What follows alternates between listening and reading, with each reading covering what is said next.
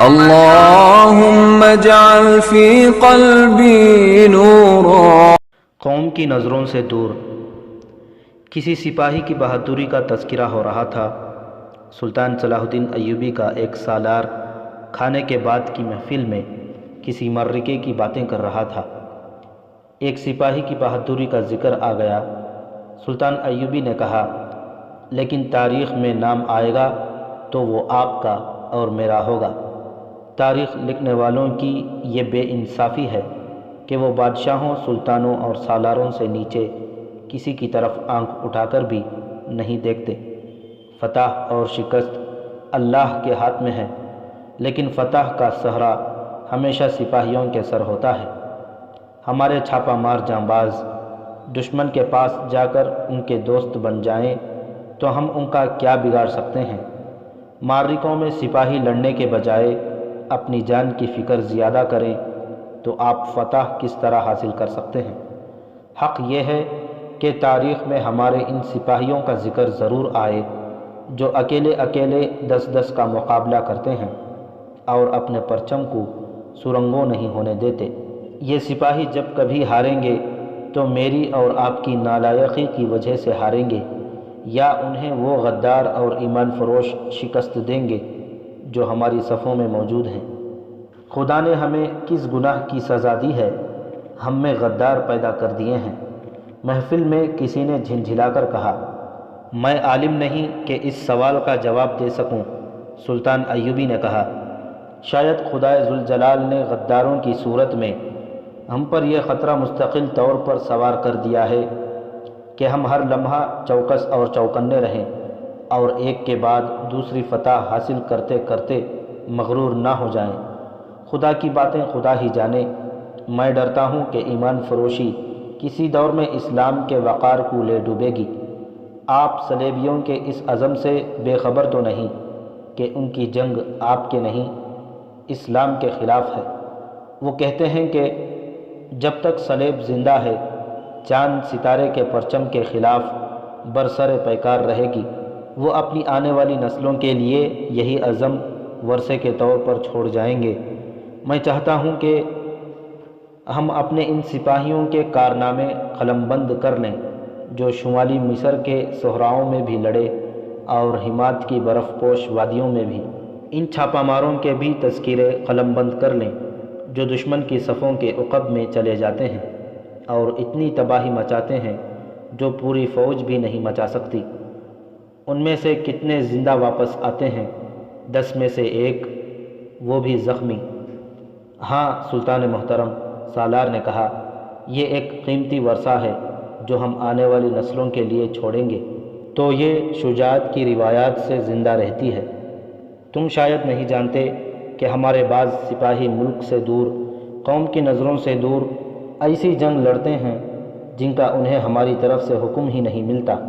سلطان ایوبی نے کہا، ان لوگوں پر اپنے مذہب کے وقار کا جنون سوار ہوتا ہے۔ ان کی اپنی کوئی زندگی نہیں ہوتی، کوئی ذات نہیں ہوتی۔ وہ دشمن کے قبضے میں ہوتے ہیں تو بھی سرکش اور آزاد رہتے ہیں۔ قوم کو جب فتح حاصل ہوتی ہے تو قوم ان سے ناواقف رہتی ہے۔ جو پردوں کے پیچھے عجیب و غریب طریقوں سے جنگ لڑتے اور قوم کا نام روشن کرتے ہیں۔ اس دور کی غیر مطبوعہ تحریروں میں ایسے ہی چند ایک سپاہیوں کا ذکر ملتا ہے جن کا ذکر سلطان ایوبی کر رہا تھا۔ ایک کا نام عمر درویش تھا۔ وہ سوڈانی مسلمان تھا۔ اس سلسلے کی کہانیوں میں جو آپ کو سنائی جا چکی ہیں، آپ نے پڑھا ہوگا کہ سلطان ایوبی کے بھائی تقی الدین نے سوڈان پر فوج کشی کی تھی، مگر دشمن کے دھوکے میں آ کر سوڈان کے صحرا میں اتنی دور نکل گیا جہاں تک رسد کا سلسلہ قائم رکھنا ممکن نہیں رہا تھا۔ دشمن نے رسد کے راستے روک لیے اور تقی الدین کی فوج کو صحرا میں بکھیر کر جمعیت اور مرکزیت ختم کر دی تھی۔ اسلامی فوج کو بہت نقصان اٹھانا پڑا تھا۔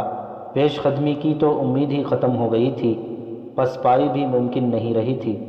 جنگی قیدی بہت ہوئے تھے جن میں تقی الدین کے 2-3 نائب سالار اور کمانڈر بھی تھے۔ ان قیدیوں میں مصریوں اور بغدادیوں کی تعداد زیادہ تھی۔ ان میں کچھ سوڈانی مسلمان بھی تھے سلطان ایوبی نے اپنی جنگی سوجھ بوجھ اور غیر معمولی فہم و فراست سے کام لیتے ہوئے تقی الدین کی بکھری ہوئی فوج کو سوڈان سے نکالا تھا۔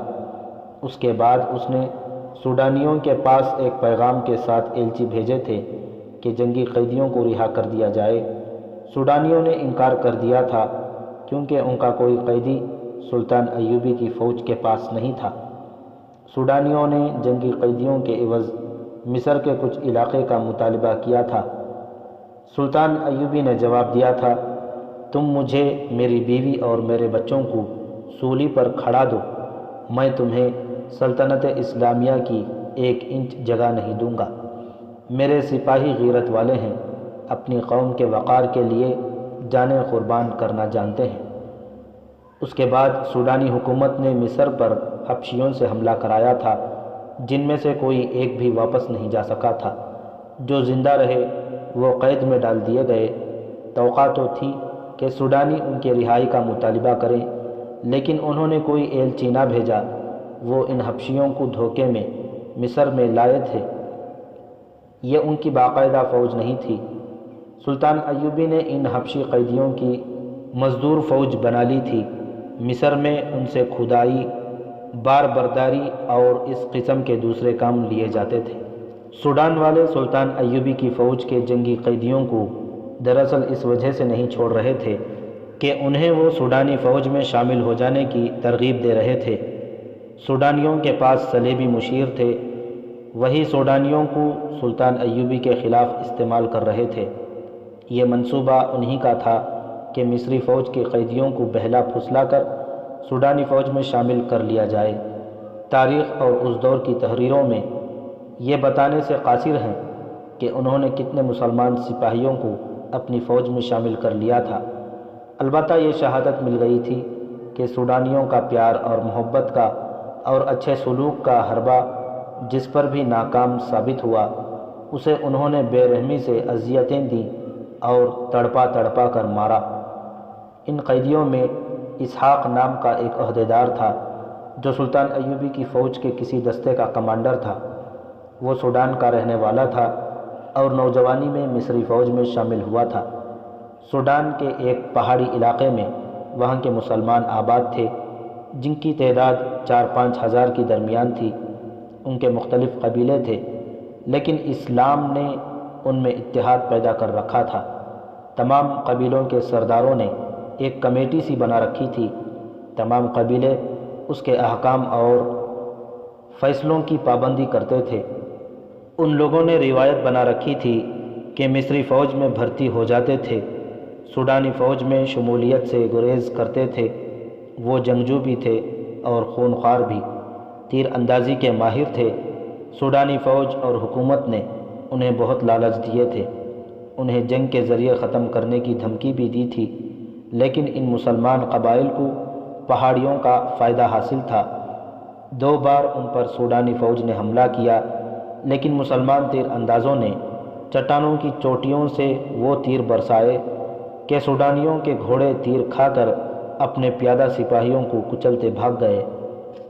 تقی الدین کی جنگی لغزش سے سوڈان والوں کے ہاتھوں جہاں مصر کی بہت سی فوج قید ہو گئی تھی، وہاں ایک کمانڈر اسحاق بھی تھا۔ اپنے قبیلوں پر اس کا بہت اثر و رسوخ تھا۔ جنگی قید میں سوڈانیوں نے اسے کہا کہ اگر وہ اپنے مسلمان قبیلوں کو سوڈان کی فوج میں شامل ہونے پر راضی کر لے تو اسے نہ صرف رہا کر دیا جائے گا، بلکہ جس پہاڑی علاقے میں مسلمان آباد ہیں، ان تمام علاقے کی الگ ریاست بنا کر اسے اس کا امیر یا سلطان بنا دیا جائے گا۔ میں اس ریاست کا پہلے ہی سلطان ہوں، اسحاق نے جواب دیا۔ یہ ہماری آزاد ریاست ہے، وہ سوڈان کا علاقہ ہے، اسے کہا گیا۔ ہم کسی بھی روز وہاں کے لوگوں کو قید کر لیں گے یا تباہ کر دیں گے۔ تم پہلے اس علاقے پر قبضہ کرو، اسحاق نے کہا۔ وہاں کے مسلمانوں کو تحقیق کرو، تم انہیں اپنی فوج میں شامل نہیں کر سکو گے۔ اس علاقے میں اپنا جھنڈا لے جا کر دکھا دو، پھر میں انہیں تمہاری فوج میں شامل ہونے پر راضی کر لوں گا۔ اسحاق کو قید خانے میں رکھنے کے بجائے ایک خوشنما کمرے میں رکھا گیا جو کسی شہزادے کا محل معلوم ہوتا تھا۔ ایک سوڈانی سالار نے اسے اس کمرے میں داخل کر کے اپنی تلوار دونوں ہاتھوں میں لے کر اور دو زانو ہو کر اسے پیش کی اور کہا، ہم آپ جیسے جنگجو کی دل سے قدر کرتے ہیں، آپ ہمارے قیدی نہیں مہمان ہیں، میں آپ کی تلوار قبول نہیں کروں گا۔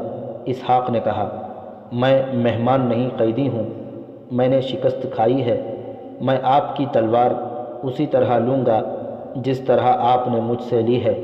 تلوار تلوار کے زور سے لی جاتی ہے، مگر ہم آپ کے دشمن نہیں۔ سوڈانی سالار نے کہا، میں آپ کا دشمن ہوں۔ اسحاق نے مسکرا کر کہا، تلواروں کا تبادلہ اتنے خوبصورت کمرے میں نہیں، میدان جنگ میں ہوا کرتا ہے۔ میں آپ کا شکر ادا کرتا ہوں کہ آپ نے میری اتنی عزت کی، ہم اس سے زیادہ عزت کریں گے۔ سالار نے کہا، آپ کی مسند خرطوم کے تخت کے ساتھ رکھی جائے گی، اور روز محشر میری مسند دوزخ کے تہ خانے میں رکھی جائے گی۔ اسحاق نے کہا، کیونکہ میں نے دنیا میں مسند تخت کے ساتھ رکھی تھی۔ میں دنیا کی بات کر رہا ہوں، مگر مسلمان آخرت کی بات کیا کرتے ہیں۔ جب ہم سب اپنے اعمال نامے خدا کے حضور پیش کریں گے۔ اسحاق نے کہا، مجھے یہ بتا دیں کہ آپ کے بعد کون آئے گا اور کیا تحفہ لائے گا؟ سوڈانی سالار نے مسکرا کر کہا، اب کوئی بھی آئے مجھے کیا، میں سپاہی ہوں، آپ بھی سپاہی ہیں۔ میں نے آپ کی سپاہیانہ شان کو خراج عقیدت پیش کیا تھا، آپ نے میرا دل توڑ دیا۔ آپ نے میری سپاہیانہ شان دیکھی ہی کب ہے؟ اسحاق نے کہا، مجھے توڑنے کا موقع ملا ہی نہیں۔ میرا دستہ صحرا کے ایک ایسے حصے میں جا پھنسا جہاں پانی کی بوند نظر نہیں آتی تھی۔ 3-4 دنوں میں صحرا نے میرے پیادوں، سواروں اور گھوڑوں کو ہڈیوں میں بدل دیا۔ سپاہی اور سوار زبانیں باہر نکالے پانی ڈھونڈنے لگے۔ آپ کے ایک دستے نے حملہ کر دیا اور ہم پکڑے گئے۔ ہمیں صحرا نے شکست دی ہے۔ آپ نے میری تلوار کے جوہر کہاں دیکھے ہیں کہ مجھے خراج عقیدت پیش کر رہے ہیں؟ مجھے بتایا گیا ہے کہ آپ بہادر ہیں۔ سالار نے کہا، سنی سنائی پر یقین نہ کریں۔ اسحاق نے کہا، کل صبح ایک تلوار مجھے دیں، ایک آپ لیں اور میرے مقابلے میں آئیں۔ مجھے امید ہے کہ میں آپ کی تلوار قبول کر لوں گا، مگر اس وقت آپ زندہ نہیں ہوں گے۔ سالار کچھ اور کہنے لگا تھا کہ اسحاق نے کہا، غور سے سن لو محترم سالار، مجھے تم لوگ کل جو قید خانے میں ڈال دو گے ابھی ڈال دو، میں اتنی خوبصورت قید سے مخمور ہو کر اپنا ایمان نہیں بیچوں گا۔ قید خانے کی غلاظت کے بجائے آپ اس دل نشین ماحول میں بہتر طریقے سے سوچ سکیں گے۔ سالار نے کہا، میں امید رکھوں گا کہ آپ کے سامنے جو شرط پیش کی گئی ہے اس پر آپ غور کریں گے۔ مجھے ایک سپاہی بھائی سمجھ کر میرا یہ مشورہ قبول کر لیں کہ اپنا مستقبل تاریک نہ کریں۔ خدا نے آپ کی قسمت میں بادشاہی لکھتی ہے، اس پر لکیر نہ پھیریں۔ میرے خدا نے میری قسمت میں جو کچھ لکھا ہے وہ میں اچھی طرح جانتا ہوں۔ اسحاق نے کہا، اور تمہارے خدا نے جو کچھ لکھا ہے میں اسے بھی جانتا ہوں۔ تم جاؤ، مجھے سوچنے دو۔ سالار چلا گیا تو کھانا آ گیا۔ کھانا لانے والی 3 لڑکیاں تھیں، جوان اور بہت ہی خوبصورت۔ وہ نیم عریاں بھی تھیں، کھانے کی اقسام ایسی جو اس نے کبھی خواب میں بھی نہیں دیکھی تھیں۔ کھانے کے ساتھ خوشنما صحرائیوں میں شراب بھی تھی۔ اسحاق نے ضرورت کے مطابق کھایا اور پانی پی لیا۔ دسترخوان سمیٹ لیا گیا اور ایک لڑکی اس کے پاس آ گئی۔ اسحاق اسے دیکھتا رہا اور اس کی ہنسی نکل گئی جس میں طنز تھی۔ کیا آپ نے مجھے پسند نہیں کیا؟ لڑکی نے پوچھا۔ میں نے تم جیسی بدصورت لڑکی پہلی بار دیکھی ہے، اسحاق نے کہا۔ لڑکی کے چہرے کا رنگ بدل گیا، وہ تو بہت ہی خوبصورت لڑکی تھی۔ اسحاق نے اس کی حیرت بھانپتے ہوئے کہا، حسن حیا میں ہوتی ہے، عورت عریاں ہو جائے تو اس کی کشش ختم ہو جاتی ہے۔ عریانی نے تمہارا طلسم توڑ دیا ہے، میں اب تمہارے قبضے میں نہیں آ سکوں گا۔ کیا آپ نے مجھے دیکھ کر بھی میری ضرورت محسوس نہیں کی؟ لڑکی نے پوچھا۔ میرے جسم کو تمہاری کوئی ضرورت نہیں، اسحاق نے کہا، میری روح کی ایک ضرورت ہے جو تم پوری نہیں کر سکو گی۔ تم جاؤ، لیکن میرے لیے حکم ہے کہ آپ کے پاس رہوں۔ لڑکی نے کہا، اگر میں نے حکم کے خلاف کوئی کام کیا تو مجھے سزا کے طور پر وحشی حبشیوں کے حوالے کر دیا جائے گا۔ دیکھو لڑکی، اسحاق نے کہا، میں مسلمان ہوں، میرا عقیدہ کچھ اور ہے، میں تمہیں اس کمرے میں نہیں رکھ سکتا۔ اگر تم اس کمرے میں رات بسر کرنے کا حکم لے کے آئی ہو تو یہیں رہو اور میں باہر سو جاؤں گا، یہ بھی میرا جرم ہوگا۔ لڑکی نے کہا، آپ مجھے اس کمرے میں رہنے دیں، مجھ پر رحم کریں۔ لڑکی نے دیکھ لیا تھا کہ یہ شخص پتھر ہے، اس نے اسحاق کی منت سماجت شروع کر دی۔ تمہارا کام کیا ہے؟ اسحاق نے پوچھا، کس مقصد کے لیے تمہیں میرے پاس بھیجا گیا ہے؟ مجھے اپنا مقصد بتا دو تو اس کمرے میں رہنے دوں گا۔ میرا کام یہ ہے کہ آپ جیسے مردوں کو موم کروں۔ لڑکی نے جواب دیا، آپ پہلے مرد ہیں جس نے مجھے ٹکرایا ہے۔ میں نے مذہب کے شیدائیوں کو اپنا گرویدہ بنایا اور انہیں سوڈان کے سانچے میں ڈھالا ہے۔ لڑکی نے پوچھا، کیا واقعی آپ نے مجھے بدصورت سمجھا ہے یا مذاق کیا تھا؟ تم جسے خوشبو کہتی ہو وہ میرے لیے بدبو ہے۔ اسحاق نے کہا، میری نظر میں تم واقعی بدصورت ہو۔ جہاں سونا چاہتی ہو سو جاؤ، پلنگ پر سو جاؤ، میں فرش پر سو جاؤں گا۔ لڑکی فرش پر لیٹ گئی۔ تمہارا نام کیا ہے لڑکی؟ اسحاق نے پوچھا۔ عاشی۔ اور تمہارا مذہب؟ میرا کوئی مذہب نہیں۔ تمہارے ماں باپ کہاں رہتے ہیں؟ معلوم نہیں، لڑکی نے کہا۔ اسحاق پر نیند کا غلبہ ہونے لگا اور ذرا سی دیر میں اس کے خراٹے سنائی دینے لگے۔ اس شخص کے ساتھ آپ وقت ضائع کر رہے ہیں، اس لڑکی نے کہا جس نے رات اسحاق کو اپنا نام عاشی بتایا تھا۔ اس کے سامنے سوڈانی فوج کے اعلیٰ افسر بیٹھے ہوئے تھے۔ عاشی نے کہا، اس شخص کے اندر جذبات نام کی کوئی چیز نہیں۔ آپ جانتے ہیں کہ میں نے کیسے کیسے پتھر موم کیے ہیں، مگر اس جیسا کوئی نہیں دیکھا۔ معلوم ہوتا ہے تم نے کوئی کوتاہی کی ہے، ایک افسر نے کہا۔ لڑکی نے پوری تفصیل سنائی کہ اس نے اسحاق کو کیسے کیسے طریقوں سے اپنے جال میں پھانسنے کی کوشش کی، مگر وہ ہنس پڑتا تھا یا اسے خاموشی سے دیکھتا رہتا تھا، ذرا دیر بعد سو جاتا تھا۔ 4-5 دن سوڈانی حکام اسحاق کو اپنے بات پر لانے کی کوشش کرتے رہے۔ راتوں کو اس پر بڑے بڑے حسین طلسم طاری کرنے کے جتن کیے گئے، مگر اسحاق نے بات یہیں پر ختم کی کہ میں مصر کی فوج کے ایک دستے کا کمانڈر ہوں، مسلمان ہوں اور قیدی ہوں۔ آخر اسے محل سے نکال کر قید خانے میں لے گئے اور ایک تنگ سی کوٹری میں بند کر دیا۔ سلاخوں والے دروازے پر قفل چڑھایا گیا۔ کوٹری میں ایسی بدبو تھی کہ دماغ پھٹا جاتا تھا۔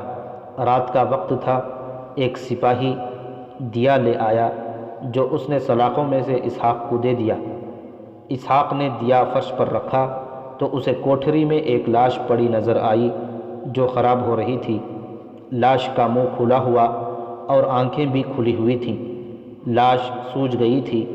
اسحاق نے قید خانے کے سپاہی کو آواز دے کر بلایا اور پوچھا، یہ کس کی لاش ہے؟ تمہارا ہی کوئی دوست ہوگا، سپاہی نے جواب دیا۔ کوئی مصری تھا، جنگ میں پکڑا گیا تھا، اسے بہت اذیتیں دی گئی تھیں، 5-6 دن ہوئے کوٹری میں مر گیا۔ لاش یہاں کیوں پڑی ہے؟ اسحاق نے پوچھا۔ تمہارے لیے، سپاہی نے تنزیہ کہا۔ اسے اٹھا لیا تو تم اکیلے رہ جاؤ گے۔ سپاہی ہنستا ہوا چلا گیا۔ اسحاق نے دیا اوپر کر کے لاش کو دیکھنا شروع کر دیا۔ کپڑوں سے اس نے پہچان لیا کہ مصری فوج کا آدمی تھا۔ اسحاق نے کوٹری میں جو بدبو محسوس کی تھی وہ غائب ہو گئی۔ اس نے سوجی ہوئی لاش کے چہرے پر ہاتھ پھیرا اور کہا، تمہارا جسم گل جائے گا، روح تازہ رہے گی۔ تم نے خدا کی راہ میں جان دی ہے، تم مجھ سے بہتر ہو، تم زندہ ہو، زندہ رہو گے۔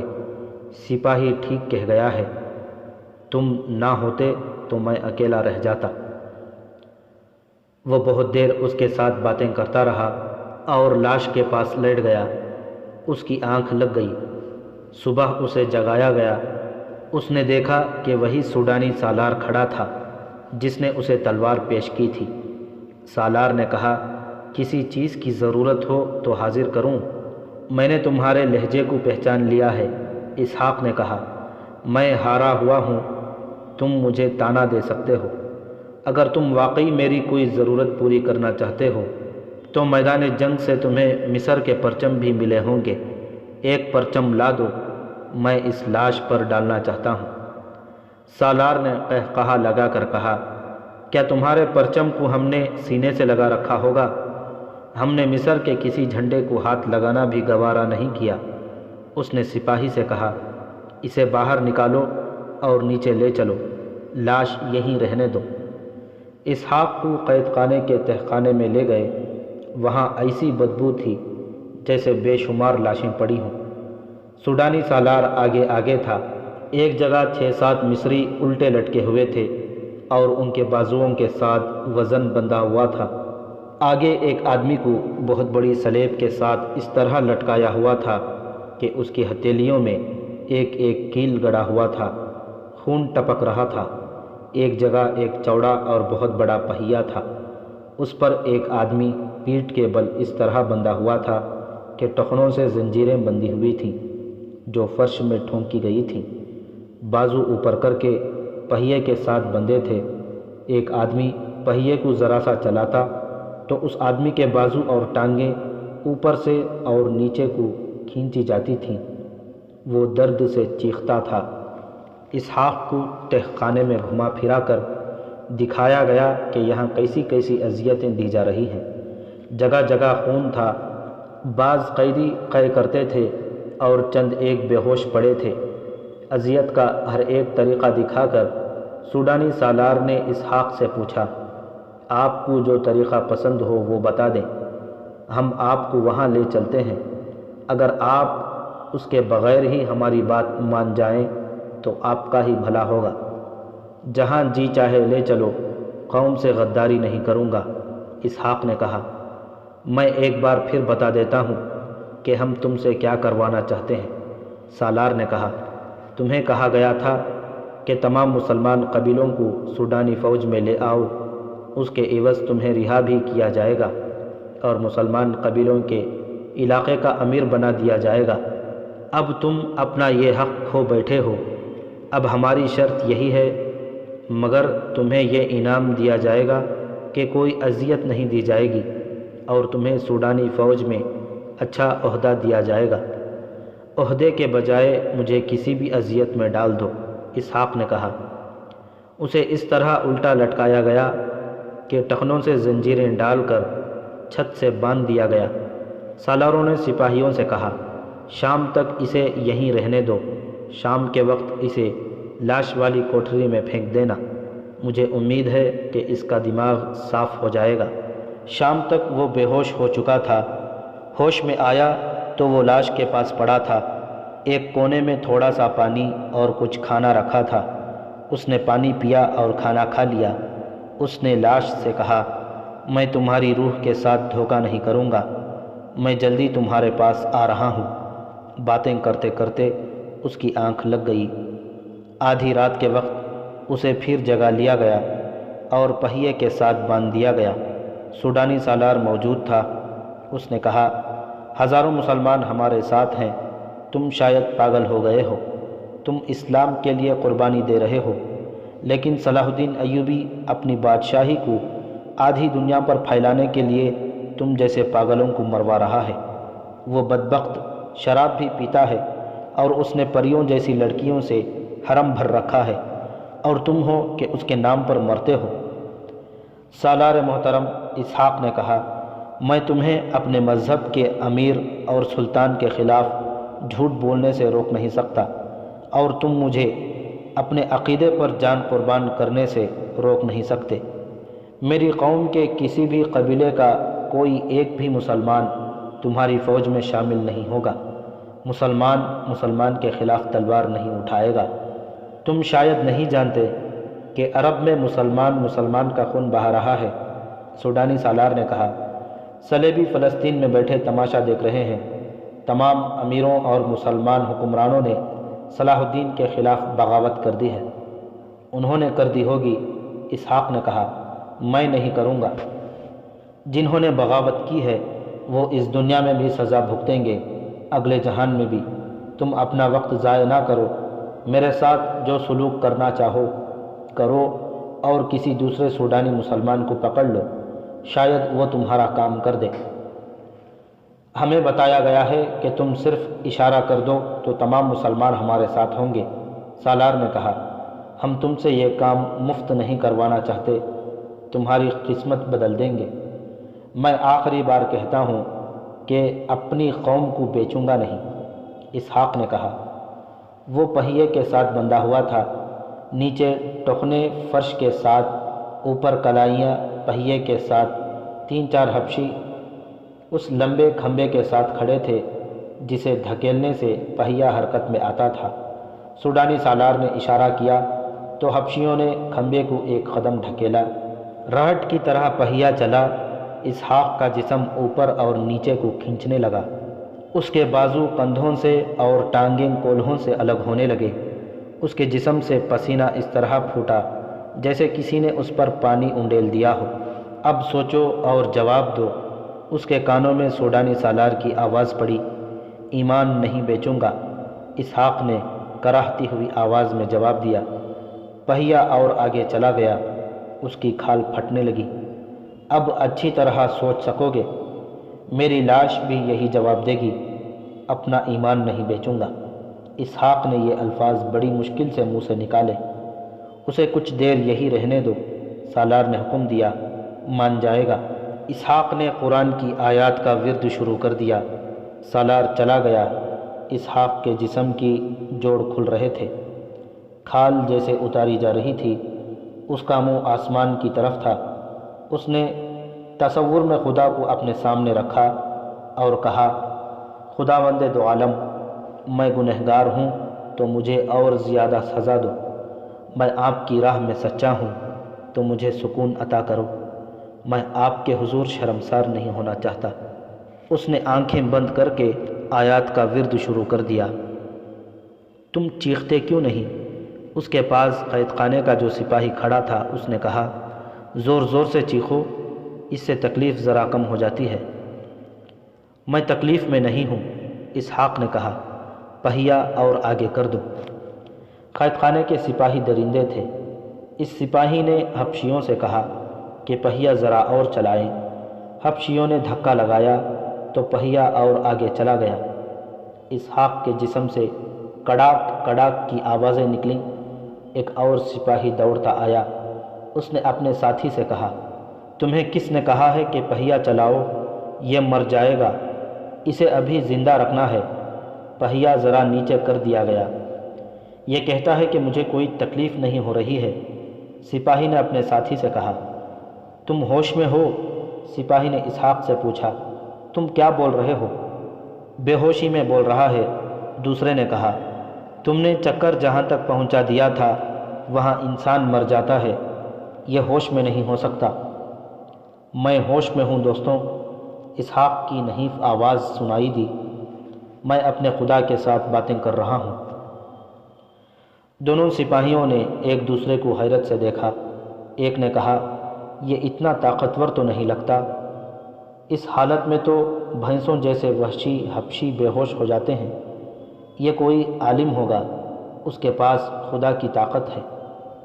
ہاں تم ٹھیک کہتے ہو، اسحاق نے کہا، میرے پاس خدا کی طاقت ہے، میں خدا کا کلام پڑھ رہا ہوں۔ پہیے کو پورا چکر دے کر دیکھو، میرے جسم 2 حصوں میں کٹ جائے، دونوں حصوں سے یہی آواز آئے گی جو تم سن رہے ہو۔ وہ گوار سپاہی تھے، توہم پرستی ان کا مذہب تھا، وہ مسلمان نہیں تھے۔ پیروں فقیروں اور مجذوبوں کو خدا سمجھتے تھے، بتوں کی بھی عبادت کرتے تھے۔ اس پہیے کو جسے چکر شکنجا کہتے تھے وہ اچھی طرح جانتے تھے۔ اس کے ساتھ بندھا ہوا انسان پہیے کی ذرا سی حرکت پر چیخ اٹھتا اور ہر بات مان لیتا تھا۔ ذرا مزید حرکت سے بے ہوش ہوتا اور کچھ دیر بعد مر جاتا تھا۔ لیکن اسحاق پہیے کی آخری نشان تک زندہ ہی نہ رہا بلکہ ہوش میں رہا۔ سپاہی جان گئے کہ یہ آدمی عام قسم کا انسان نہیں۔ تم آسمانوں کا حال جانتے ہو؟ ایک سپاہی نے پوچھا۔ میرا خدا جانتا ہے، اسحاق نے جواب دیا۔ تمہارا خدا کہاں ہے؟ میرے دل میں، اسحاق نے جواب دیا۔ وہ مجھے کوئی تکلیف نہیں ہونے دیتا۔ ہم غریب لوگ ہیں، ایک سپاہی نے کہا۔ یہاں تم جیسے انسانوں کی ہڈیاں توڑ کر بال بچوں کو روٹی کھلاتے ہیں۔ تم ہماری قسمت بدل سکتے ہو؟ باہر جا کر، اسحاق نے کہا، میں جو کچھ پڑھ رہا ہوں وہ تمہیں بتا دوں گا، تمہاری قسمت بدل جائے گی۔ ہم پہیا نیچے کر دیتے ہیں، ایک سپاہی نے کہا۔ سالار کو آتا دیکھیں گے تو اوپر کر دیں گے۔ نہیں، اسحاق نے کہا، میں تمہیں یہ بددیانتی نہیں کرنے دوں گا۔ یہی میری طاقت ہے، اسے ہم ایمان کہتے ہیں۔ ہم تمہاری مدد کریں گے، ایک سپاہی نے کہا۔ جب کہو گے، جو کہو گے ہم کریں گے۔ اگر ہو سکا تو تمہیں قید خانے سے نکال دیں گے۔ سالار آ گیا۔ کیوں بھائی؟ اس نے اسحاق سے پوچھا، ہوش میں ہو؟ میرے اللہ نے مجھے بے ہوش ہونے نہیں دیا، اسحاق نے جواب دیا۔ سالار کے اشارے پر پہیا اور آگے چلا گیا۔ اسحاق نے صاف طور پر محسوس کیا کہ اس کا جسم دو حصوں میں کٹ گیا ہے اور اس کا آخری وقت آ گیا ہے۔ اس نے کراہتی ہوئی آواز میں کلام پاک کا ورد اور زیادہ بلند آواز سے شروع کر دیا۔ پہیا اور آگے چلا گیا۔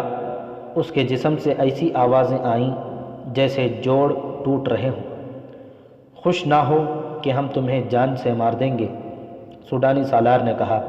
تم زندہ رہو گے اور تمہارے ساتھ ہر روز یہی سلوک ہوگا۔ ہم تمہاری جان لے کر تمہیں اذیت سے آزاد نہیں کرنا چاہتے۔ اسحاق نے کوئی جواب نہ دیا۔ اس نے ورد جاری رکھا۔ سالار کے اشارے پر پہیا ذرا نیچے کر دیا گیا۔ سالار کے ساتھ فوج کا ایک اور افسر تھا۔ سالار اسے الگ لے گیا اور کہا، بہت سخت جان معلوم ہوتا ہے، اتنی دیر میں یہ بے ہوش بھی نہیں ہوا۔ ہم نے زیادتی کی تو مر جائے گا، اسے ابھی زندہ رکھنا ہے۔ میں نے ایک اور طریقہ سوچا ہے۔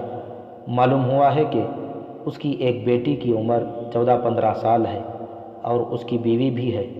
ان دونوں کو یہ دھوکہ دے کر یہاں بلایا جائے کہ یہ شخص قید خانے میں ہے اور مر رہا ہے۔ تمہیں اجازت دی جاتی ہے کہ اسے دیکھ جاؤ، اور اگر یہ مر گیا تو اس کی لاش لے جاؤ۔ ہاں، دوسرے افسر نے کہا، دھوکے سے ہی بلانا پڑے گا، ورنہ وہاں کے مسلمان ہمارے کسی آدمی کو اپنے علاقے میں داخل نہیں ہونے دیں گے۔ ان دونوں کو بلا کر اس کے سامنے ننگا کر کے کھڑا کر دیں گے، سالار نے کہا۔ پھر اسے کہیں گے کہ ہماری شرط مان لو، ورنہ تمہاری کمسن بیٹی اور بیوی کو تمہارے سامنے بے آبرو کیا جائے گا۔ دونوں سپاہی جو سالار کی غیر حاضری میں اسحاق کے ساتھ باتیں کرتے رہتے تھے، قریب کھڑے سن رہے تھے۔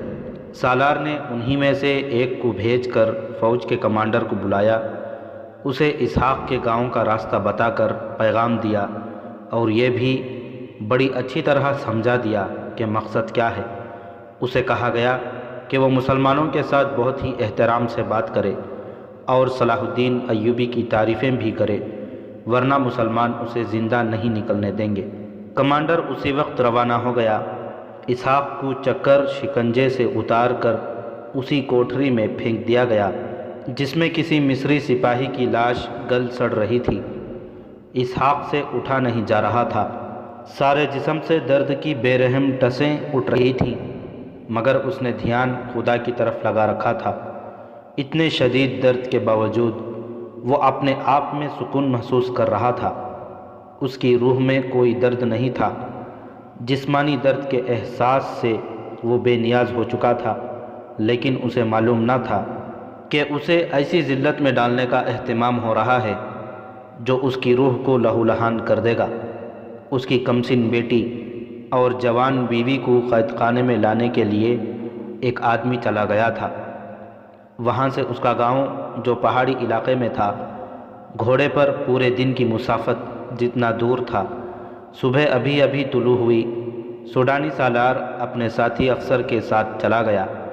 قید خانے میں دونوں سپاہیوں کی ڈیوٹی ختم ہونے والی تھی۔ دن بھر کے لیے دوسرے سپاہی آ رہے تھے۔ ان دونوں سپاہیوں نے آپس میں بات کی اور ایک فیصلہ کر لیا۔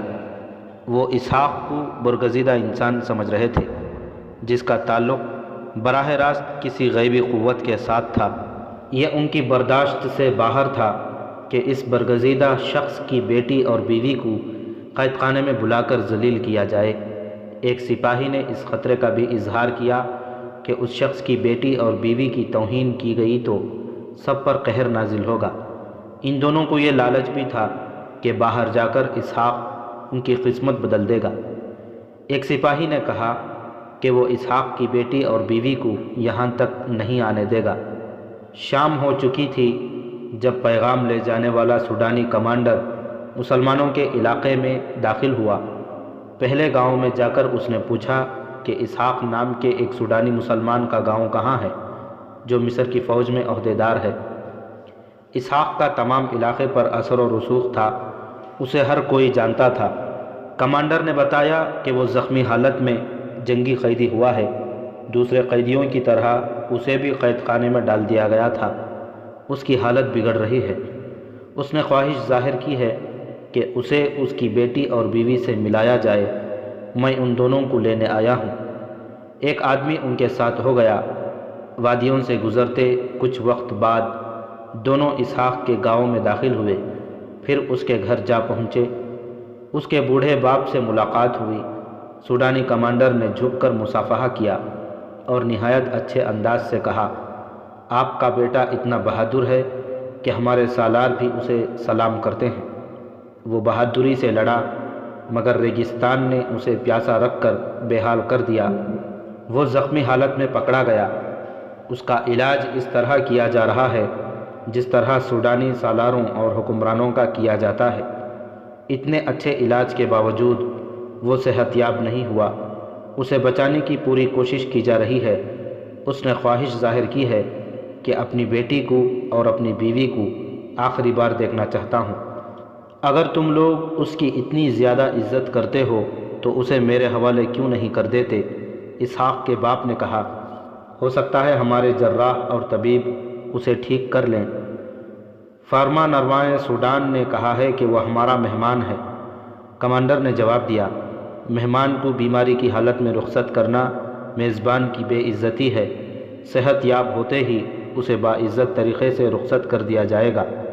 کیا یہ نہیں ہو سکتا کہ اس کی بیٹی اور بیوی اس کے پاس رہیں اور اس کی تیمارداری کریں؟ بوڑھے باپ نے پوچھا، اگر یہ دونوں وہاں رہنا چاہیں تو انہیں عزت سے رکھا جائے گا۔ کمانڈر نے کہا، ہمارے ہاں بہادروں کی عزت کی جاتی ہے۔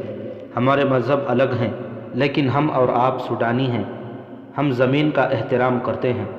اگر اسحاق صلاح الدین ایوبی کا سپاہی ہے تو کوئی فرق نہیں پڑتا، ہم بھائی ہیں۔ صلاح الدین ایوبی کو ہم بہت بڑا جنگجو مانتے ہیں۔ اس نے صلیبیوں کو گھٹنوں بٹھا دیا ہے۔ پھر تم اسے دشمن کیوں سمجھتے ہو؟ بوڑھے نے پوچھا، تم صلیبیوں کو دوست کیوں سمجھتے ہو؟ محترم بزرگ، کمانڈر نے کہا، اگر میں باتیں کرنے بیٹھ گیا تو یہ میرے فرض میں کوتاہی ہوگی۔ مجھے آپ کی بچی اور آپ کی بہو کو صبح سے پہلے آپ کے بیٹے تک پہنچانا ہے۔ آپ کے بیٹے کی خواہش کی تکمیل ہمارا فرض ہے۔ کیا آپ کی بیٹی اور بہو میرے ساتھ ابھی چلنے کو تیار ہیں؟ پردے کے پیچھے سے ایک نسوانی آواز آئی، ہم تیار ہیں۔ کوئی مرد ساتھ نہیں جا سکتا؟ بوڑھے نے پوچھا، میں بھی تو اپنے بیٹے کو دیکھنا چاہتا ہوں۔ سفر لمبا ہے، کمانڈر نے کہا، آپ اتنی لمبی گھوڑ سواری برداشت نہیں کر سکیں گے۔ مجھے جو حکم ملا ہے وہ بیٹی اور بیوی کو لانے کا ہے۔ قید خانے کا سپاہی ڈیوٹی سے فارغ ہو کر گھر گیا۔ بہت جلدی میں اس نے کپڑے بدلے، سر کو اس طرح ڈھانپا کہ چہرہ بھی چھپ گیا۔ اس نے گھوڑے کے لیے چارہ اور پانی گھوڑے کے ساتھ باندھا اور کسی کو بتائے بغیر کہ کہاں جا رہا ہے روانہ ہو گیا۔ اس نے وہ راستہ معلوم کر لیا تھا جو اسحاق کے گاؤں کو جاتا تھا۔ سالار جب پیغام لے جانے والے کمانڈر کو راستہ سمجھا رہا تھا، وہ سپاہی پاس کھڑا سن رہا تھا۔ اس کی دل میں عقیدت تھی۔ آبادی سے نکل کر اس نے گھوڑے کو ایڑ لگا دی۔ کمانڈر اس سے بہت پہلے نکل گیا تھا، اس لیے یہ ممکن نہیں تھا کہ وہ اس سے پہلے اسحاق کے گھر پہنچ جاتا۔ سورج بہت اوپر آ چکا تھا۔ اسحاق کے باپ کے پاس 2 گھوڑے تھے، اس نے دونوں تیار کیے۔ اسحاق کی بیٹی اور بیوی جلدی میں تیار ہو کر سوار ہو گئیں۔ گاؤں کے کچھ اور لوگ بھی وہاں آ گئے تھے۔ سب سوڈانی کمانڈر کی باتوں میں آ گئے اور انہوں نے اسحاق کی بیٹی اور بیوی کو کمانڈر کے ساتھ رخصت کر دیا۔ رات کا سفر تھا، راستے میں کہیں رکنا نہیں تھا۔ دونوں مستورات کے دلوں میں اسحاق کے متعلق جو جذبات تھے ان سے ان کی نیند اڑ گئی۔ ان کے لیے گھوڑے کی سواری کوئی نئی یا مشکل بات نہیں تھی۔ یہاں کے مسلمان اپنے بچوں کو گھوڑ سواری اور تیر اندازی بچپن میں ہی سکھا دیا کرتے تھے۔ تینوں گھوڑے پہاڑی علاقے سے نکل گئے۔ کمانڈر خوش تھا کہ اس نے کامیابی سے دونوں مستورات کو جال میں پھانس لیا تھا۔ اسحاق اس کوٹھری میں بیٹھا تھا جس میں گلی سڑی لاش پڑی تھی۔ یہ لاش اسے پریشان کرنے کے لیے وہاں رکھی گئی تھی، لیکن اسحاق نے اپنے آپ کو جسمانی احساسات سے بیگانہ کر دیا تھا۔ وہ لاش کے ساتھ اس طرح باتیں کرتا تھا جیسے وہ زندہ ہو۔ اسے بدبو کا ذرہ بھی احساس نہیں تھا۔ وہ اب جسم نہیں روح بن گیا تھا۔ سارا دن اسے کوٹھری سے باہر نہ نکالا گیا۔ شام کے بعد بھی اسے کسی نے نہ چھیڑا۔ وہ حیران بھی ہوا کہ اسے کیوں آرام دیا جا رہا ہے۔ شاید سوڈانی سالار اس سے مایوس ہو گیا تھا۔ کمانڈر دونوں مستورات کے ساتھ پہاڑی علاقے سے نکل کر صحرا میں جا رہا تھا۔ وہ ان دونوں کو اسحاق کی بہت اچھی اچھی باتیں سنا رہا تھا۔ دونوں پوری دلچسپی سے سن رہی تھیں۔ سوڈانی سالار اپنے ساتھی سے کہہ رہا تھا، اپنی بیٹی اور بیوی کی بے عزتی کون برداشت کر سکتا ہے؟ مجھے امید ہے کہ کمانڈر ان دونوں کو لے آئے گا۔ میں اسحاق سے کہوں گا کہ جب تک تم مسلمان قبیلوں کو سوڈانی فوج میں شامل کر کے سوڈان کا وفادار نہیں بنا دیتے، تمہاری بیٹی اور بیوی کو آزاد نہیں کیا جائے گا۔ صبح تک ہمارے کمانڈر کو آ جانا چاہیے، سالار کے ساتھی نے کہا۔ ہو سکتا ہے ذرا پہلے آ جائے، سالار نے کہا۔ آدمی ہوشیار ہے۔ قید خانے کا جو سپاہی کمانڈر کے پیچھے روانہ ہوا تھا ریتیلے ٹیلوں کے علاقے میں سے گزر رہا تھا۔ اس نے آدھے سے زیادہ راستہ طے کر لیا تھا۔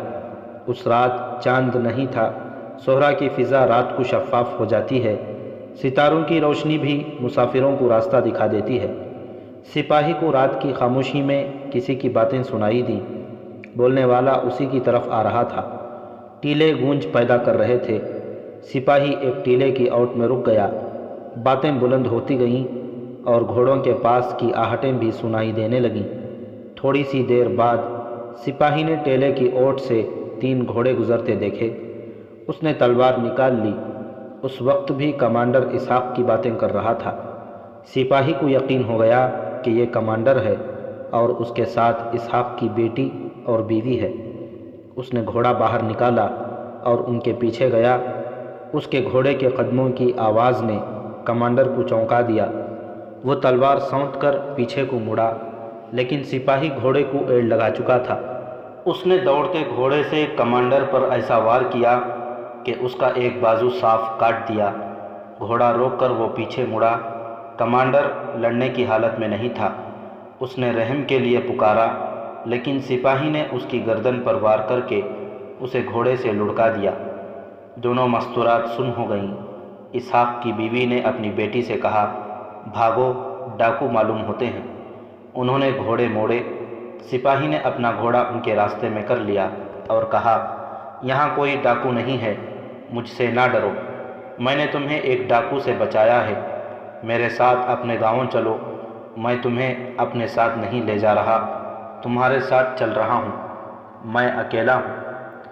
وہ دونوں حیران و پریشان تھیں کہ یہ معاملہ کیا ہے۔ سپاہی نے کمانڈر کے گھوڑے کی لگام اپنے گھوڑے کی زین کے ساتھ باندھ دی اور گھوڑے کو بھی ساتھ لے چلا۔ راستے میں اس نے دونوں کو بتایا کہ اسحاق قید خانے میں بند ہے۔ اسے کہا جا رہا ہے کہ وہ مسلمان قبیلوں کو سوڈانی فوج میں شامل کر دے۔ اسحاق نہیں مان رہا۔ سپاہی نے ان دونوں کو یہ نہ بتایا کہ اسحاق کے ساتھ کیا سلوک ہو رہا ہے۔ اس نے کہا کہ تم دونوں کو اس کے سامنے عریانی کی حالت میں کھڑا کر کے اور تم دونوں کی بے عزتی کی دھمکی دے کر اسحاق کو اپنی بات پر لانے کے لیے بلایا گیا ہے۔ یہ آدمی جسے میں نے قتل کیا ہے تم دونوں کو اسی نیت سے لے جانے آیا تھا۔ میں اس کے پیچھے چل پڑا، میں نے اپنا فرض ادا کر دیا ہے۔ تم کون ہو؟ اسحاق کی بیوی نے پوچھا۔ مسلمان ہو؟ میں قید خانے کا سپاہی ہوں، اس نے جواب دیا۔ میں مسلمان نہیں ہوں۔ پھر تمہیں ہمارے ساتھ کیسے ہمدردی پیدا ہو گئی؟ میں نے سنا تھا کہ مسلمانوں کے پیغمبر ہوتے ہیں۔ سپاہی نے کہا، تمہارا خاوند پیغمبر معلوم ہوتا ہے۔ اسحاق کی بیوی نے اس سے پوچھا کہ وہ اس کے خاوند کو کیوں پیغمبر سمجھتا ہے۔ سپاہی نے اصل بات نہ سنائی اور کہا، اب تو میں اسے سچا پیغمبر سمجھتا ہوں۔ وہ قید خانے میں قید ہے، مسلمان ہے، میں مسلمان نہیں ہوں۔ اسے معلوم ہی نہیں کہ اس کی بیٹی اور بیوی کو بے عزت کرنے کا انتظام کر دیا ہے۔ میرے دل میں خیال آ گیا کہ میں تم دونوں کی عزت کی حفاظت کروں گا۔ میں نے ایسا کام کیا ہے جو میری ہمت سے باہر تھا۔ یہ اسی کی غیبی قوت ہے، میں اسے پیغمبر سمجھتا ہوں۔ سحر کے وقت اسحاق کے گھر کے سامنے 4 گھوڑے رکے۔ دروازے پر دستک ہوئی۔ اسحاق کا باپ اسحاق کی بیوی اور بیٹی کو ان کے ساتھ ایک اور آدمی کو دیکھ کر بہت حیران ہوا۔ اندر جا کر سپاہی نے اسے تمام حالات اور واقعات سنا دیے، لیکن اسے بھی نہ بتایا کہ اسحاق کے ساتھ قید خانے میں کیا سلوک ہو رہا ہے۔ اسحاق کے باپ نے اسی وقت اپنے قبیلے کے لوگوں کو اطلاع دے دی۔ لوگ جمع ہو گئے۔ سپاہی نے انہیں بتایا کہ اسحاق کو اس شرط پر رہائی دینے کا وعدہ کیا جا رہا ہے کہ وہ تمام مسلمانوں کو سوڈان کی فوج میں شامل کر دے اور تمام مسلمان سوڈان کے وفادار ہو جائیں۔ سپاہیوں نے بتایا کہ اسحاق کہتا ہے کہ مجھے جان سے مار دو، میں اپنی قوم کے ساتھ غداری نہیں کروں گا۔ تمام لوگ بھڑک اٹھے، سوڈان کو بھلا برا کہنے لگے۔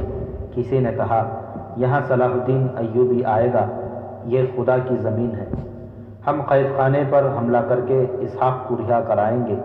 ایک آدمی نے کہا، تمہارے لیے یہ کام آسان نہیں۔ سپاہی نے کہا، تہ خانے میں سے تم کسی کو نہیں نکال سکتے، تم قید خانے کے سپاہی ہو۔ اسحاق کے باپ نے کہا، تم ہماری مدد کر سکتے ہو، میں غریب اور ادنا سپاہی ہوں۔ اس نے کہا، میں آپ کے بیٹے کو پیغمبر سمجھتا ہوں، میں نے اسے کہا تھا کہ میری قسمت بدل دو، اس نے کہا تھا کہ باہر آ کر بدل دوں گا۔ جوں جوں وقت گزرتا جا رہا ہے میں اس کا مرید ہوتا جا رہا ہوں۔ یہ سب لوگ اس پر جانیں قربان کرنے پر تیار ہیں۔ کیا میری زندگی بھی ایسی ہو سکتی ہے جیسی تمہاری ہے؟ مسلمان ہو جاؤ اور یہیں رہو۔ اسحاق کے باپ نے اسے کہا، ہم لوگ جنت میں رہتے ہیں، یہاں پانی کے چشمے ہیں اور ہرے بھرے درخت ہیں، یہاں کی زمین اتنا اناج دیتی ہے کہ جو کاشتکاری نہیں کرتا وہ بھی بھوکا نہیں رہتا۔ یہ ہمارے اللہ کی شان ہے، تم ہمارے پاس آ جاؤ اور اپنی قسمت بدل لو، ہم لوگ آزاد ہیں۔ یہ پہاڑیاں ہمارا قلعہ ہیں جو ہمارے اللہ نے ہمارے لیے بنایا ہے۔ سپاہی نے وہیں رہنے کا فیصلہ کر لیا۔ اسحاق کے باپ نے اسے حلقہ بگوش اسلام کر کے اپنے پاس رکھ لیا۔ صبح طلوع ہو چکی تھی۔ سوڈانی سالار بے تابی سے کمانڈر کا انتظار کر رہا تھا، مگر اس کا کہیں نام و نشان نہ تھا۔ سورج اوپر اٹھتا گیا اور سالار بے چین ہوتا گیا۔ وہ سمجھا کہ کمانڈر راستہ بھول گیا ہوگا۔ اس نے ایک اور عہدیدار کو بلایا اور اسے وہی باتیں بتا کر جو اس نے پہلے کمانڈر کو بتائی تھیں روانہ کر دیا۔ اسحاق کوٹری میں بند رہا۔ یہ دن بھی کوٹری میں گزر گیا۔ اس کی کوٹری میں پڑی ہوئی لاش پھٹنے لگی تھی۔ قید خانے کے سنتری جو انسانوں کے جسم توڑنے اور تہ خانے کی بدبو کے عادی تھے، وہ بھی اسحاق کی کوٹری کے قریب آنے سے گریز کرنے لگے۔ بڑی ہی بری بدبو تھی۔ ایک سنتری نے ناک پر ہاتھ رکھ کر اسحاق سے پوچھا، اوئے مردود، تم اس بدبو کو کس طرح برداشت کر رہے ہو؟ یہ لوگ جو کچھ تم سے منوانا چاہتے ہیں مان جاؤ اور یہاں سے رہائی لو، اس مردار کی بدبو سے پاگل ہو جاؤ گے۔ مجھے کوئی بدبو محسوس نہیں ہو رہی۔ اسحاق نے کہا، یہ مردار نہیں شہید ہے، میں رات کو اس کے ساتھ لگ کر سوتا ہوں۔ تم پاگل ہو چکے ہو، سنتری نے کہا، لاش کی بدبو کا یہی اثر ہوتا ہے۔ اسحاق کے چہرے پر مسکراہٹ آ گئی اور اس نے لاش کے پاس بیٹھ کر قرآن کی ایک آیت کا ورد شروع کر دیا۔ یہ رات بھی گزر گئی۔ صبح کے دھندلکے میں جس دوسرے کمانڈر کو سالار نے بھیجا تھا واپس آ گیا۔ ایک تو مسلسل اتنے طویل سفر سے اس کا رنگ اڑا ہوا تھا، اس کے علاوہ وہ جو کچھ دیکھ آیا تھا اسے بیان کرنے سے اس کی زبان ہکلا رہی تھی۔ اس نے سالار کو بتایا کہ راستے میں کچھ علاقہ ریتیلی ٹیلوں اور گھاٹیوں کا ہے۔ ایک جگہ گدھ مردار کھا رہے تھے۔ اس نے ایک جگہ تلوار پڑی دیکھی، جوتے اور کپڑے بھی دیکھے۔ اس نے گدھوں کو اڑایا تو پتہ چلا کہ وہ کسی انسان کو کھا رہے تھے۔ چہرہ بھی خراب ہو چکا تھا۔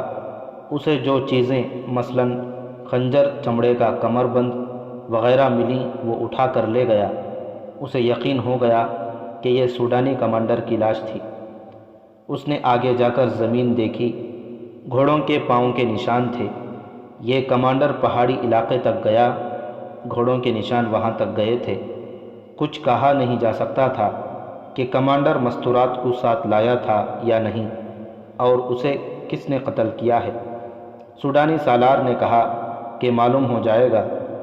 مسلمانوں کے اس علاقے میں سوڈانیوں نے جاسوس چھوڑ رکھے تھے جو انہی مسلمانوں میں سے تھے۔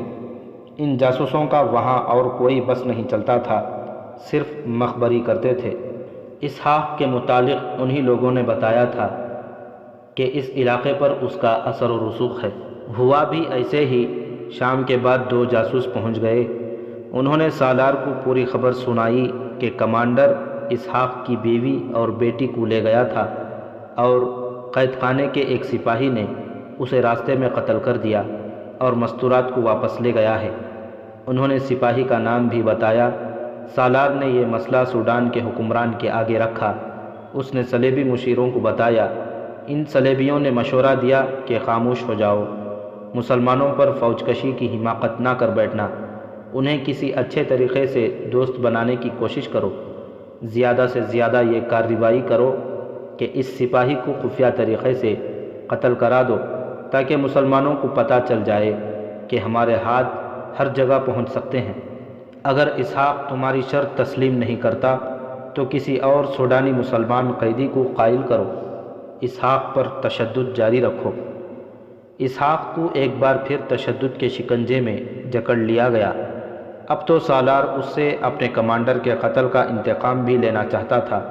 اسے اتنی درندگی کا تختہ مشق بنا دیا گیا جتنا انسانی تصور سے باہر تھا۔ رات کے وقت وہ بے ہوش ہو گیا اور اسے کوٹھری میں پھینک دیا گیا۔ ہوش میں آیا تو کوٹھری میں اندھیرا تھا، باہر ایک مشعل جل رہی تھی۔ اسحاق نے ہاتھ ایک طرف کیا تو ہاتھ کسی کے جسم پر لگا۔ اسے یاد آ گیا کہ یہ وہی لاش ہے جو پہلے دن سے اس کے ساتھ پڑی ہے، مگر اسے ایسے لگا جیسے لاش سانس لے رہی ہو۔ یہ اس کے دماغ کی خرابی ہی ہو سکتی تھی۔ اس کے جسم کی یہ حالت ہو گئی تھی کہ اٹھنے کے قابل نہیں رہا تھا۔ لاش نے حرکت کی۔ اسحاق نے چونک کر دیکھا، چہرے پر نظر ڈالی۔ یہ لاش نہیں تھی، کوئی زندہ انسان تھا، اور یہ کوٹھری کوئی اور تھی۔ دوسرا آدمی بھی شاید بے ہوش تھا۔ وہ آہستہ آہستہ ہوش میں آیا اور اس نے آنکھیں کھول دی۔ اسحاق بڑی مشکل سے اٹھا اور پوچھا، تم کون ہو؟ عمر درویش، اس آدمی نے مری ہوئی آواز میں کہا۔ اوہ، عمر درویش، اسحاق نے حیران ہو کر کہا، میں اسحاق ہوں۔ وہ ایک دوسرے کو اچھی طرح جانتے تھے۔ عمر درویش بھی صلاح الدین ایوبی کی فوج کے ایک دستے کا کمانڈر تھا۔ وہ بھی انہی مسلمان قبیلوں میں سے تھا جو سوڈانی ہوتے ہوئے سوڈان کی فوج میں بھرتی نہیں ہوتے تھے۔ عمر درویش بھی جنگی قیدی ہو گیا تھا۔ اسحاق کا نام سن کر اٹھ بیٹھا۔ تمہیں کیا کہتے ہیں؟ اسحاق نے پوچھا۔ کہتے ہیں کہ عالم کے روپ میں اپنے علاقے میں جاؤ، عمر درویش نے جواب دیا، اور لوگوں کے دلوں میں صلاح الدین ایوبی کے خلاف دشمنی پیدا کرو۔ کہتے ہیں کہ ہم تمہیں طریقے بتائیں گے اور تمہیں شہزادوں کی طرح رکھیں گے، اور جس لڑکی کو پسند کرو گے وہ تمہارے ساتھ رہے گی۔ عمر نے پوچھا، تم سے کیا منوانا چاہتے ہیں؟ کہتے ہیں کہ اپنے تمام قبیلوں کو سوڈان کا وفادار بنا دو۔ اسحاق نے جواب دیا، اس کے عوض مجھے مسلمانوں کے علاقے کا امیر بنانے کا وعدہ کرتے ہیں۔ یہ مسلمانوں کی الگ فوج بنانا چاہتے ہیں۔ مجھے معلوم ہو گیا تھا کہ تمہیں بہت تکلیفیں دے رہے ہیں۔ عمر درویش نے کہا، معلوم نہیں ہمیں ایک ہی کوٹری میں کیوں بند کر دیا ہے، شاید اس میں کوئی بہتری ہوگی۔ میں چاہتا تھا کہ تم مجھے مل جاؤ۔ میں نے ایک طریقہ سوچا ہے، اس پر عمل کرنے سے پہلے میں تم سے اجازت لینا چاہتا تھا۔ اچھا ہوا تم مل گئے۔ کیا طریقہ سوچا ہے؟ تم نے دیکھ لیا ہے کہ یہ لوگ ہمیں چھوڑیں گے نہیں۔ عمر درویش نے کہا، ہم اذیتیں کب تک برداشت کریں گے؟ آج نہیں تو کل مر جائیں گے۔ یہاں اور کئی سوڈانی مسلمان قید ہیں، کوئی نہ کوئی ان کے جال میں آ جائے گا۔ میں ڈرتا ہوں کہ ہمارے چند ایک ساتھیوں کو یہ ورغلا کر ہماری قوم میں تفرقہ ڈال دیں گے۔ ایک صورت یہ ہے کہ تم ان کی شرط مان لو، اس بہانے آزاد ہو جاؤ گے اور اپنے علاقے میں جا کر کچھ بھی نہ کرو۔ رات کے اندھیرے میں مصر کو نکل جاؤ، تمہیں زندہ رہنا چاہیے۔ دوسری صورت یہ ہے کہ میں ان کی بات مان لوں گا، یہ مجھے جو سبق پڑھانا چاہتے ہیں وہ پڑھ لوں، ان کا بتایا ہوا بحروب دھار لوں اور اپنے تمام قبیلوں کو خبردار کر دوں کہ وہ سوڈانیوں کے کسی چکر میں نہ آ جائیں۔ اگر میں ان کا ساتھی بن گیا تو میں تمہیں یہاں سے نکالنے کی کوشش کروں گا۔ یہ بھی تو ہو سکتا ہے کہ سوڈانی ہمارے علاقے پر حملہ کر دیں۔ اسحاق نے کہا، ہمارے لوگ اتنی جلدی ہتھیار ڈالنے والے تو نہیں، لیکن فوج کی طاقت اتنی جلدی ختم نہیں ہوتی۔ فوج آخر فوج ہے، ہمیں قربانی دینی پڑے گی۔ عمر درویش نے کہا، ہم مصر سے چھاپہ ماروں کی مدد حاصل کر سکتے ہیں۔ فی الحال ضرورت یہ ہے کہ ہم دونوں میں سے ایک آدمی باہر نکل جائے۔ اگر ہم دونوں اکٹھے ان کی شرط مان کر نکل جائیں تو اور زیادہ بہتر ہے۔ میں یہیں رہوں گا۔ اسحاق نے کہا، تم انہیں دھوکہ دو، اگر ہم نے اکٹھے ان کی بات مان لی تو انہیں شک ہوگا، یہ سمجھ جائیں گے کہ ہم نے رات ایک کوٹھری میں رہ کر کوئی منصوبہ تیار کیا ہے۔ میں سختیاں برداشت کروں گا، تم نکل جاؤ۔ صبح طلوع ہوتے ہی کوٹھری کا دروازہ کھلا۔ ایک سپاہی نے اسحاق کو برچھی چبوئی اور اسے اٹھا کر دھکے دیتا اپنے ساتھ لے گیا۔ کوٹھری کا دروازہ پھر بند ہو گیا۔ تھوڑی دیر بعد سوڈانی فوج کا ایک عہدیدار آیا۔ اس نے سلاخوں میں سے عمر درویش سے پوچھا، اگر تم نے آج انکار کیا تو تصور نہیں کر سکتے کہ تمہارے جسم کا کیا حال ہوگا۔ ہم تمہیں مرنے نہیں دیں گے، تم اس دنیا میں دوزخ دیکھ لو گے، ہر روز مرو گے اور ہر روز جیو گے۔ مجھے کسی اچھی جگہ لے چلو، عمر درویش نے کہا، میرے جسم کو ذرا سا سکون آنے دو، یہاں میں کچھ بھی نہیں سوچ سکتا۔ میں تمہیں جنت میں بٹھا سکتا ہوں، سوڈانی عہدیدار نے کہا، تمہیں جنت کی پریوں میں بٹھا دوں گا، اور اگر وہاں بھی تم نے انکار کیا تو جتنے دن زندہ رہو گے پچھتاتے رہو گے۔ ہمیں رو رو کر کہو گے کہ میں نے تمہاری شرط مان لی ہے، تو بھی ہم تم پر اعتبار نہیں کریں گے۔ وہ کراہ رہا تھا، اس کی آنکھیں پوری طرح کھلتی نہیں تھیں۔ اس نے سرگوشی سی کی، ایسا نہیں ہوگا، مجھے کہیں لے چلو اور بتاؤ کہ مجھے کیا کرنا ہے۔ اسے اسی وقت لے گئے اور ویسے ہی خوشنما کمرے میں جا رکھا جیسا اسحاق کو دیا گیا تھا۔ تھوڑی دیر بعد ایک طبیب آ گیا۔ اس نے اس کے جسم کا معائنہ کر کے اسے دوائیں پلائیں، اسے اعلیٰ قسم کا کھانا کھلایا گیا۔ اس دوران اسی سوڈانی سالار نے جو اسحاق کا جسم توڑتا رہا تھا عمر درویش سے پوچھا، کیا تم نے ہماری ہر بات ماننے کا فیصلہ کر لیا ہے؟ عمر درویش نے سر ہلا کر رضامندی کا اظہار کیا۔ کھانا کھاتے ہی وہ لیٹا اور گہری نیند سو گیا۔ اس کی جب آنکھ کھلی تو رات بھی گزر چکی تھی اور اگلا دن آدھا گزر گیا تھا۔ وہ بہت دنوں سے قید خانے کے تہ خانے میں اذیتیں برداشت کر رہا تھا۔ جسم بہت حد تک سوکھ گیا تھا، ہڈیاں دکھ رہی تھیں۔ اتنے نرم و گداز بستر پر اتنی لمبی نیند سے اس کے جسم میں صحت کے آثار نظر آنے لگے۔ اسے دوائیاں دی گئیں اور اسے بادشاہوں والا کھانا کھلایا گیا تھا۔ اس کی آنکھ کھلی تو اس کے سامنے ایک لڑکی کھڑی مسکرا رہی تھی۔ وہ بہت ہی خوبصورت لڑکی تھی۔ اس کے بال ریشمی تھے اور کھلے ہوئے، اس کے کندھے، بازو اور سینے کا کچھ حصہ عریاں تھا۔ عمر درویش فوجی تھا، جنگلوں میں پیدا ہوا اور فوج میں اس کی عمر میدان جنگ میں گزر رہی تھی۔ اس لڑکی کو اس نے خواب سمجھا، لیکن لڑکی نے آگے ہو کر اس کے سر پر ہاتھ پھیرا تو اسے یقین آیا کہ یہ خواب نہیں۔ لڑکی باہر چلی گئی اور طبیب کو بلا لائی۔ طبیب نے اسے دیکھا اور دوائی پلا کر چلا گیا۔ فوراً بعد 2 صلیبی آ گئے۔ وہ سوڈانی زبان روانی سے بولتے تھے، تخریب کاری کے ماہر معلوم ہوتے تھے۔ انہوں نے عمر درویش کو اس مہم کے لیے تیار کرنا شروع کر دیا کہ وہ اپنے علاقے میں جا کر یہ نہیں بتائے گا کہ وہ قید میں رہا ہے، بلکہ یہ بتائے گا کہ میدان جنگ میں اسے ایک بزرگ ملے تھے جنہوں نے اسے کہا تھا کہ مصری فوج کا سوڈان پر حملہ مصر کے لیے مہنگا ثابت ہوگا۔ مسلمانوں کے لیے بہتر یہ ہے کہ سوڈان کا ساتھ دیں ورنہ تباہ ہو جائیں گے۔